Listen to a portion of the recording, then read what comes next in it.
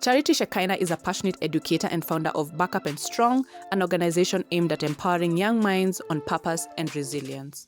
And my learners who are now currently my fans, they'll see this. You guys are awesome. Yeah. So they made me love teaching. Like you see, you wake up and you want to meet your learners every day. I feel like they had to change this narrative.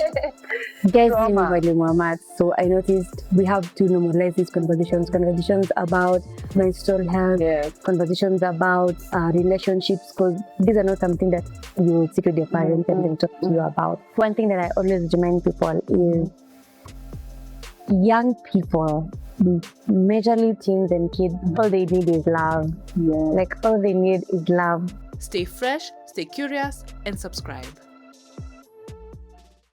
Hi everyone, welcome to another episode of Refresh, and I hope you're liking it.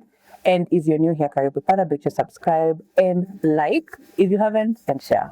So we have an amazing guest, Miss Charity Shekinah. Yay! Welcome to the episode. I'm so happy to have you. It's been a long time coming.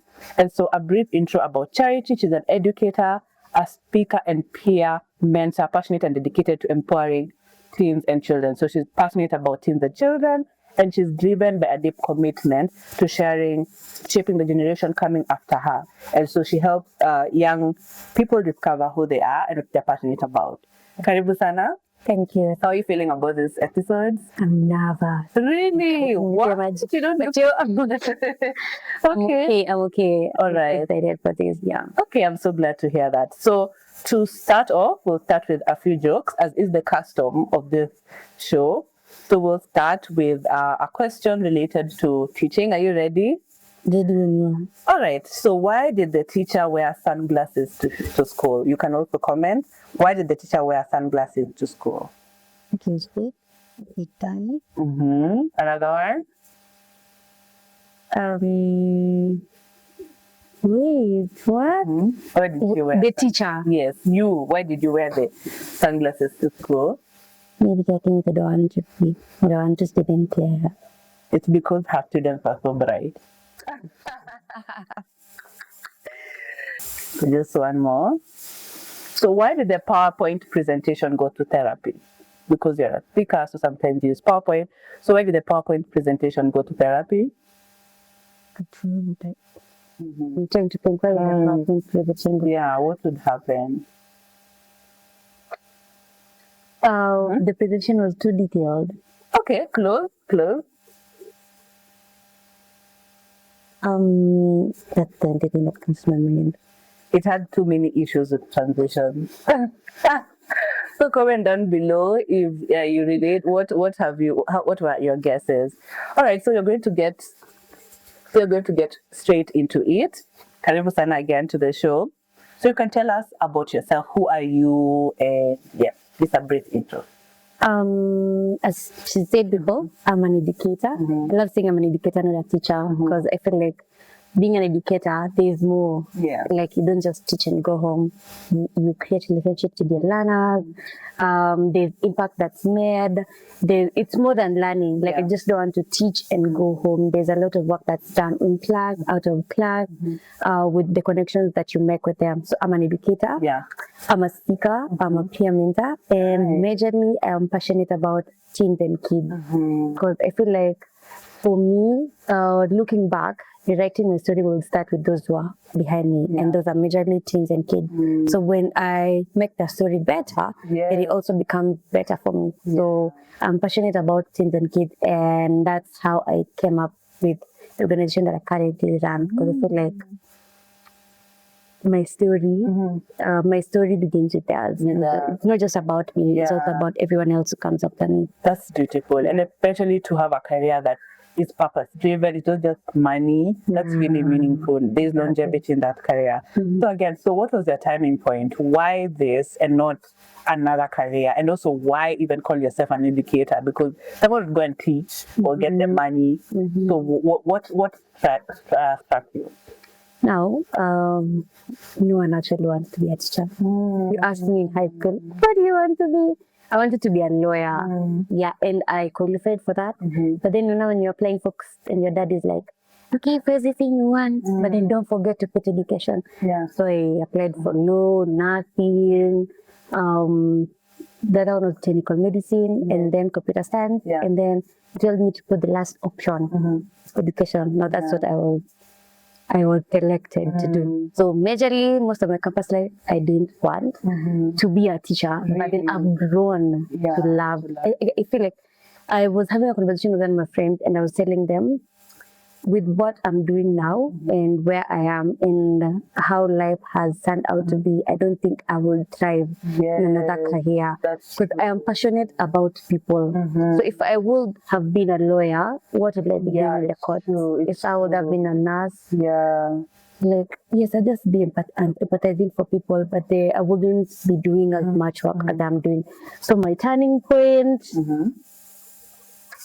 when I went for my attachment, I'm giving these flowers to my colleague back then. So I went to St. Joseph's Girls Italy, and I had like the most amazing colleague.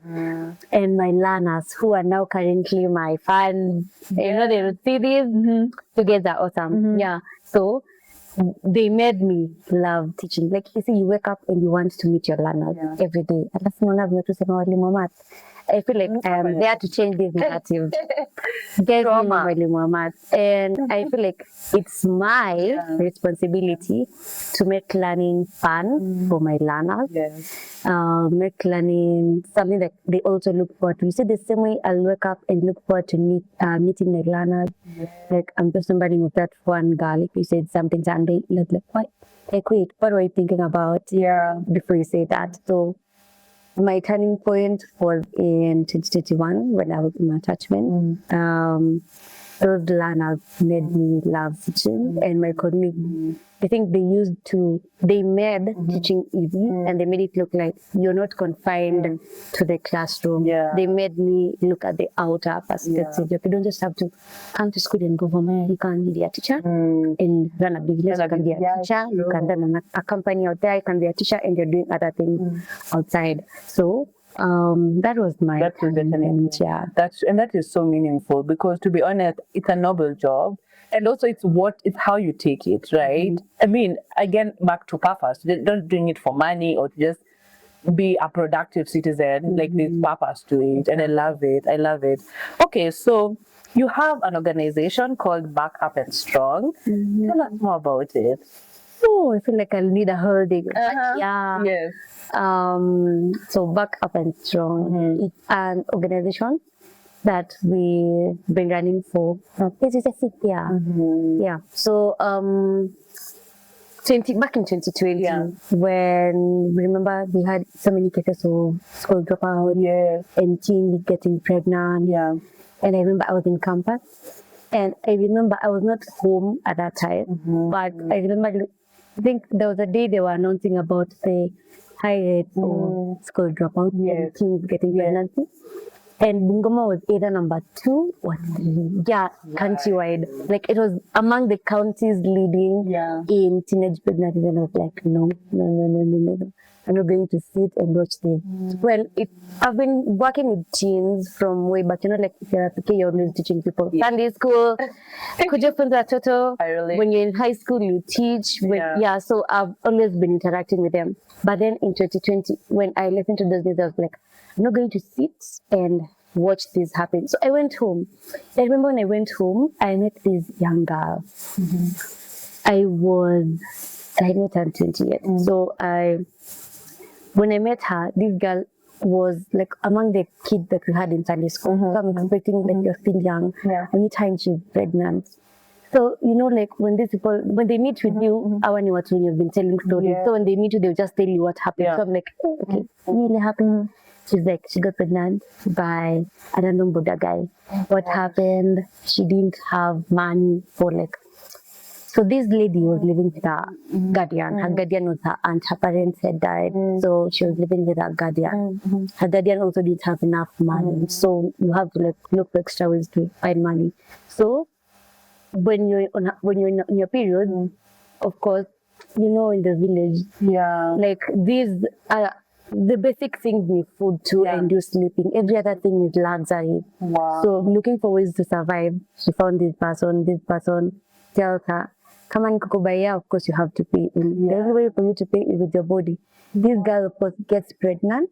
When she gets pregnant, this guy tells her, I have a wife. Wewe ni mtoto mdogo. So she and her aunt is like, wewe nimekuja huko nimekuja unaniharibia jina. So there's nothing she has to do. So she has to like find a way to figure it out. And I was like, I remember going back home and I just had a conversation with my mom and I was like, sipendi venye naona watoto wanateseka, and I feel like they just need to learn. Yeah. At that point, it wasn't like an organization. I just felt like I need to provide a platform for young people to learn. So we have a church. Okay. I just told my dad, naweza meet na youth na watoto wadogo church kuongea kama siku gani, kambia for now maybe Tuesday na Thursday. I was like, okay. So on Tuesdays we'll like meet in the evening. Thursdays we also meet. So at that time it was just like having conversations with them on real life challenges that you face.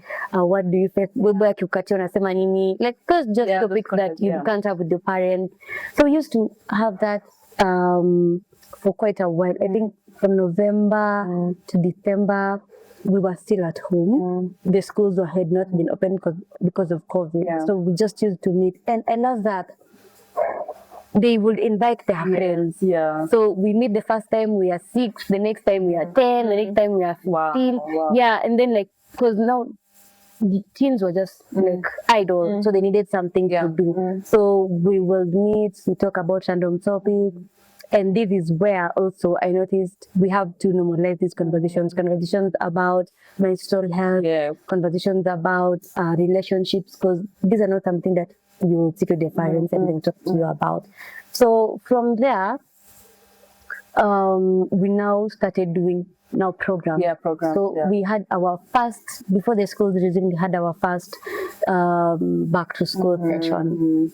And I remember, because I've told you we were just meeting like randomly, so we just made a post and we were like, come for a back to school party. Let me tell you, children came. And teens, they were, I remember, because we were writing names on papers, we were like, watoto wachache watoto wanataka wajina karatasi. We didn't have enough seats. The church was full. There were more than 150. And at that time, it's just necessity to we have conversations, talk about things that we face, and then go back home. And we've been doing that since then until now. So currently, we have the back to school sessions. We do school outreach programs. We do, currently, we've also introduced this Unidada campaign, a campaign where we want to end period poverty because it's a concern. At that point, it was just like something that young girls did.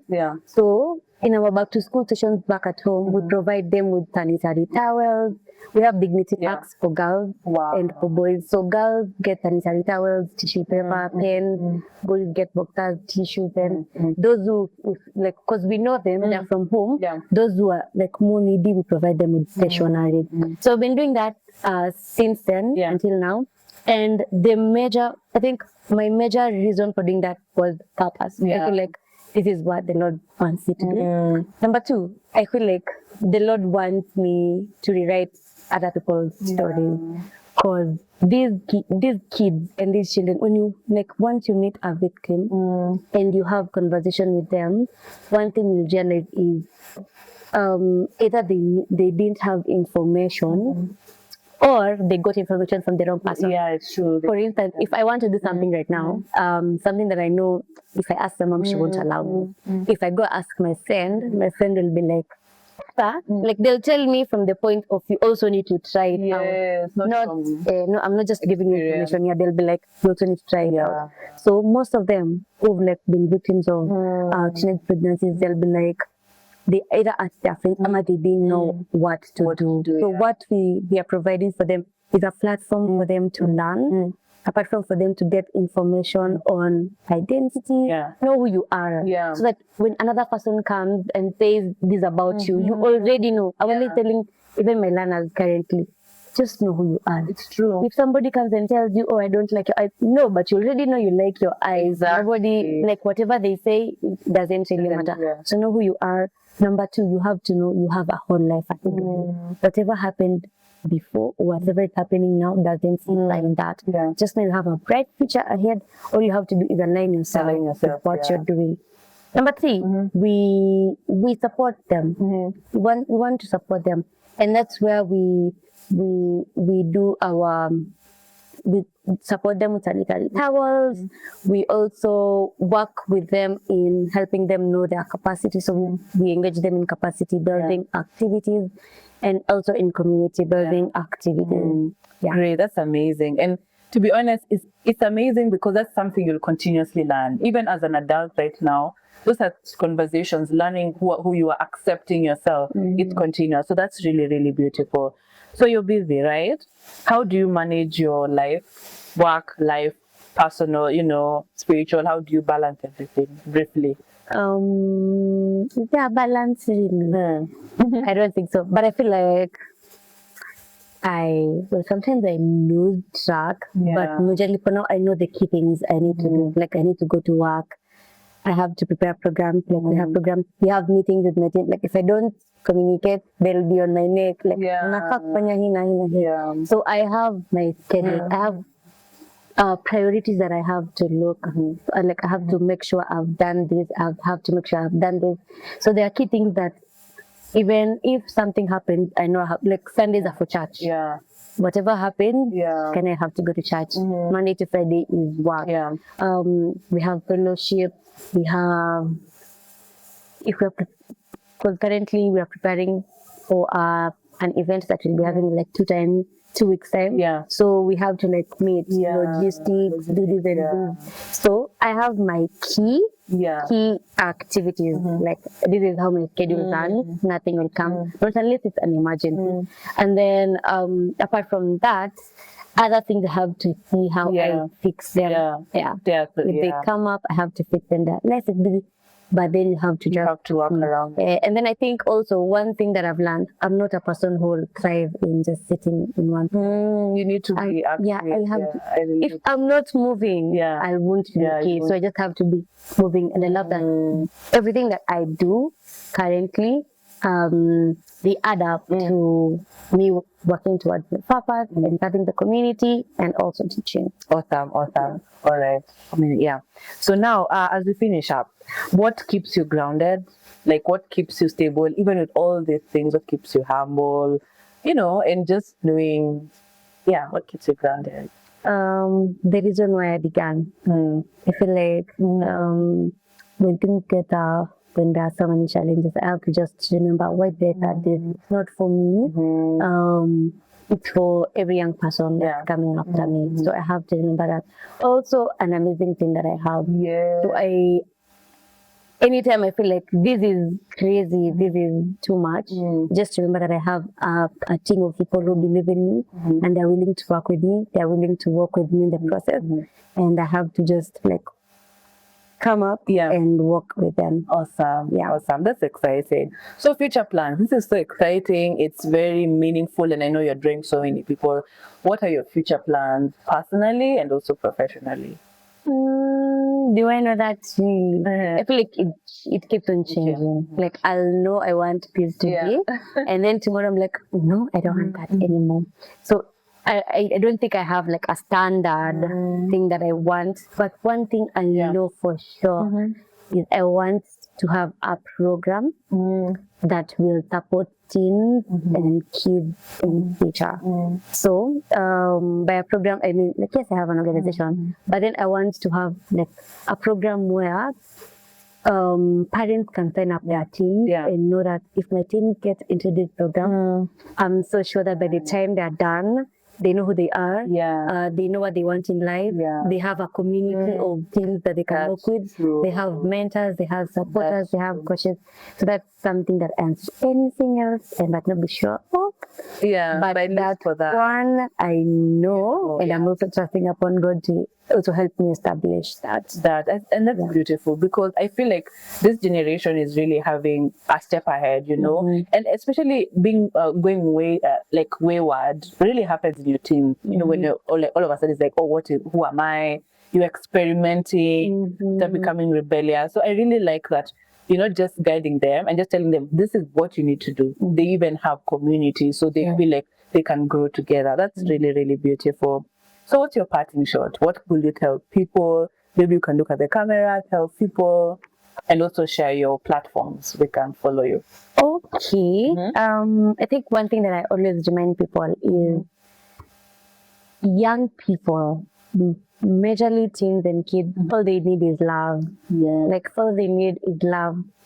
Whether your cousins, your nephews, your nieces, your children, your siblings, all those young people around you, they need love. So you need to show them love in the conversations that you have with them, the talks that you have with them, how you treat them, sometimes it's just how you look at them. You know, you might not even know that you look at them, the buyer, but then they are like, why did you look at me like that? And then that changes how they look at themselves. And then it affects them for the next 10 years. It will need someone else to come and change that. So I'm always telling people, just be kind. You see that child, yes, they might be getting you here, but just show them love. Show them love even in the tiniest form, because all they need at that moment, at that time, is love. Teens are in their identity stage, and then for children, they're in their learning stage. Learning and identity, they're in line. So you're gonna learn. If you teach them this is how people respond, this is how people react, that's what they know.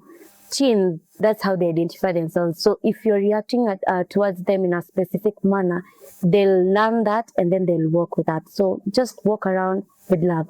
One last thing, like life is so beautiful. No matter what's happening around you, no matter what's going on around you, just know that it's a season that's happening at that point, and whatever is going to happen next is so beautiful. So all you have to do is just hold on a little bit more, because things turn out for good at the end of the day. Awesome. Yeah. Awesome. And how can you communicate with you on social media? TikTok, YouTube, LinkedIn. So currently, you can follow me on all social media platforms, IG, YouTube, TikTok, LinkedIn, Charity Shekinah. Charity Shekinah. Shekinah is HFHEKINAH. Yes. And you'll connect there. Awesome. So before we finish, I have something small for you. Small gift for you. So for being such a lovely gift, I have white chocolate from one of the finest places. Guys, I love white chocolate. I'm going to cry. Yeah. Gosh, thank you so much. Anytime. Thank you so much for having us. You know, as you even come and speak to us, it just reminds me of my childhood, and you know how much like you're buoyed, or rather you're feeling people right currently right now. So God bless you and keep going, keep doing. We'll cheer you on, and guys, make sure you follow her. Attend those events, please share the words. This is really nice. Because let me tell you, I'm excited about the next generation. They people to hold their hand, you know, the people who are passionate and they really have a bright future. So thank you. And guys, thank you so much for watching. It has been a beautiful, beautiful episode. If you're new here, karibu sana. Please make sure to watch other videos. They're insightful as well. And make sure to subscribe and like and share. See you next time. Bye-bye.